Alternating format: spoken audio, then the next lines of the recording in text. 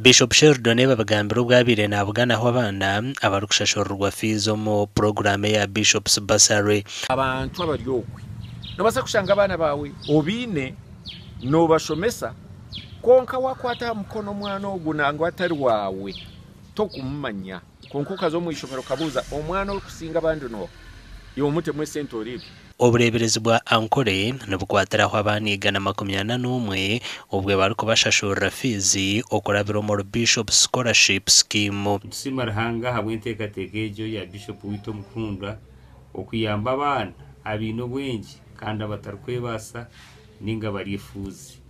Aha abana abo igana 21 tushohize abana bana okurwa mu university abishibabiri bamazire degrees yabo yibiragiro umushomwe yamara degree y'obunasi kana n'umushomwe yamara degree ye ombyo ko bari bitabo ninga business administration. Abakuciro bwinji hata bariyo no batutegeka bakarwo maka agabire gatakwebaasa abakwatirweho ombwire buriyo bwa obundi bakatunga scholarship kurgo mu local government nari bakatunga scholarship kurga ombugabe na bwa scholarship so bundo bwabire bwija butyo.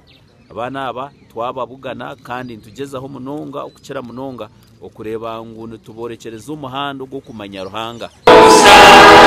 Omugandi Bishop w'obureberezi bwa Ruwenzo Diocese Right Reverend Robin Kisembo yashaba abazire okwatira amashomero ga government barukhaya kasente okwenda ngo gakakora ahabizubo ebigarukora bamu bwa hati.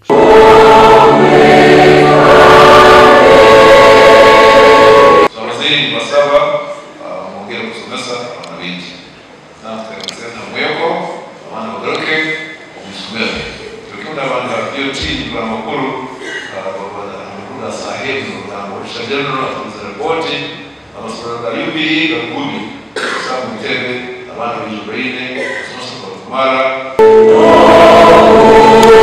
tatitwa mu ruhanga nagira ngo sentes government erikuhereza amashomeraga tazeru kumara kandi byitago byago ni byinji. Abasenzi wejo abasenzi bakari date kumara kandi yitago bingi soja bakamera mu discussion na important sabu style uhiyo sente musagiki ukirwaye mongerezeo social supplement what government is giving us mongerezeo.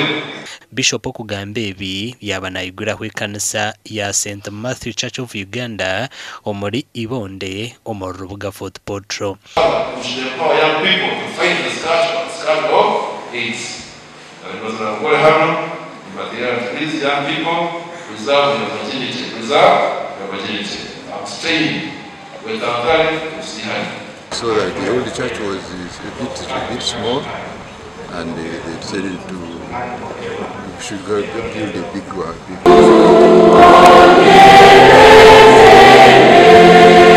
Makuraga gasha kwa Sengendo Abdul Karim na Jonathan Singwire.